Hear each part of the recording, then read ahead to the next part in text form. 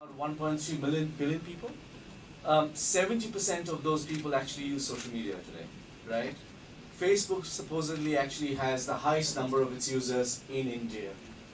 3.2 billion photographs go online every day, and 720,000 hours of video go up every day. That's how important it is. But remember, it is not the real world. The mistake that you will make is to realize that, if you think that social media is where you make friends, how you use your social media to actually, for the benefit of others, or what you actually use it for, is what matters. I had no clue about social media. I'm technologically challenged. I'm not a trained journalist. All right, I became a journalist because my father told me that don't come back home without a job. When I was coming back from Everest Base Camp, I had gone there to become a Sherpa, and I realized it doesn't happen. I just look Nepali. It's not going to happen because these guys are like mountain goats. It's not going to happen. So I became a journalist. All right. Then I became a photographer because I left England and I came back, and then I became a photographer because I said that I have a problem with things coming easy. So 17 years of journalism, almost 11, 12 years in Delhi, and then in London and Europe, I knew how to do it. So when I came back to India, and my father was absolutely ashamed that I had left it, and he asked me, what are you going to do now? I said, I'm going to take photographs. And he's like, oh my God, all right? Now, I have no clue about how a camera is used. I'm telling you very honestly, I don't know aperture, I don't know light, I don't know anything. The only thing that I'm trained in is the story of the beating heart. I realize what stories are, I can see it. And my first tryst with social media was when I actually came back to Calcutta, and Mother Teresa was actually getting canonized in the Vatican. And I was sitting down and I was looking at all the data, and there were millions of people who were actually going to come to Rome to actually celebrate her canonization. But I was wondering how many of those people actually come to Calcutta. This is the city that gave Mother her identity. But why is it that many people don't come here to see the city and the streets and the poverty in which she walked, and then see the beauty of this city? So I said I want to do this thing called Sainthood Project. And my friends were like, what is Sainthood Project? I said, I'm going to take photographs of Calcutta, and I'm going to take the people of Calcutta, and I'm going to go to Rome, and I'm going to turn the streets of Rome into an open gallery. And when you actually pass by any streets of Calcutta, you see how clothes hang on the veranda. So I said that I'm going to make a human chain where every human being from Calcutta who actually decide to come with me, take a leap of faith, will hold a photograph like a human easel. And we're going to turn the streets of Calcutta into this incredible story of Bengal. Everybody went crazy, all right? I put it on social media. Everybody went crazy. I said, let's start in Calcutta. Everybody landed up. I was like, wow, that's the power of social media, right? We don't have money to advertise and stuff like that, so you put it in stuff. And it was nascent in Facebook. Everybody landed up. And then everybody gave those interviews, and I wanted everybody else because they were the true spirit of Calcutta. And they gave all the interviews on TV and stuff, and we were all going with Kounteya to Sainthood Project and all of that. So I said, fantastic, that's the spirit of the city that I... 2 days before my flight, everybody stopped picking up the phone. All right? I didn't know what was happening. It was a crowd-funded project, so I wanted people to actually pay money for all of us to actually go there and show the photographs of Calcutta. Nobody gave any money. All right? Only person who gave money was my ex-wife, who felt so sorry for me. All right? So I was like, oh my God, what am I going to do? All right? And then came the European Union Diaspora Fellowship.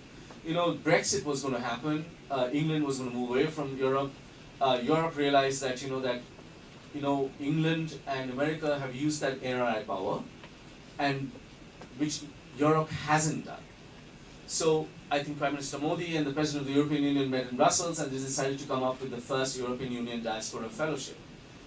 I got it, and according to that, I was supposed to actually go to 7 countries of my choice, finding Indians who live there and telling their stories through photographs and interviews.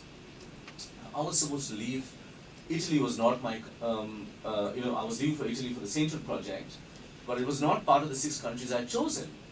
Now I'm supposed to go there for the Central Project. I have no money, I have no people picking up the phone, and suddenly all that love for Calcutta was gone. And I didn't know what to do. I said, so the European Union said, why don't you put Italy as a country, you go there and stuff like that, use the money of the fellowship to kind of do the Central Project. And I said, that's a great idea. So I got into the plane.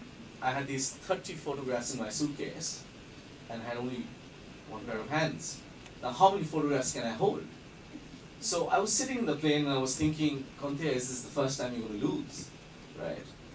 And I just kept my eyes shut and I said, we'll figure this out.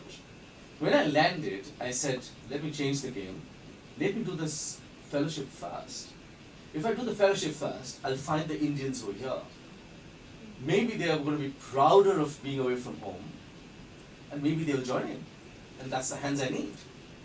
And that's exactly what I did. You know, when I met people there, they're so proud of being Indian. I met this man who runs an Indian restaurant there, and he made me family. And then he had Pakistani people who were his waiters. Then he had Bangladeshi friends who were his neighbors. And in 20 days' time, there were 34 people from 11 countries holding photographs of Calcutta in front of the Colosseum. Alright? And then one Indian met me there and said, do you know I stay in Venice? Do you want to take this to Venice? I'm like, let's go. He got all his friends, and there were 16 nationalities, from Filipinos to Americans to everybody, holding those photographs in Venice. And then somebody came there and said, I live in Padua, do you want to come there? And we went there, and Calcutta traveled like that, right? And what I realized then is this, that that social media is a great place to talk about other people. It's a great place if I use it to empower other people, If you tell those stories, that's trying so hard to hide. One of the things that I did was something called the Bismillah Project. It's called Project Bismillah. I used to hear about Kashmir all the time. And I always used to say that what is the point of sitting in our crimson carpeted drawing rooms and talking about what's going on in Kashmir? If you feel about Kashmir, if you think it's an intrinsic part of your body, then why don't you go there and see it? You don't ask about Bombay and Delhi and say that, is Bombay, Delhi safe? You say that about Kashmir. So I landed up in Kashmir, and I used to stay in this place and I kept going. And there was this guy called Sufi who always used to serve me this best food that I've ever had. And every time he would serve me something, he would murmur something under his breath. So I asked him one day, I said, Sufi, what do you say when you serve me food? And he said, I said, Bismillah. So I said, what does that mean? He says, in God's name I begin. And and I went 13 times that year to do that project. And it's still ongoing, and I want to actually open it in January. It's been 3 years that I've been working on it. One of the things was that when Section 377 was taken off and stuff, all of these people disappeared, right? Because there was no connection, there was no internet, there was no phone calls, there was nothing, right?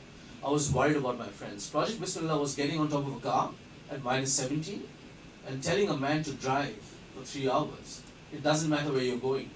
You're going to stop in 3 hours and then meet those people there. I was asked by the army there, who are you? What is your grandfather's name? What is your father's name? Because they've never seen civilians there, right? And in that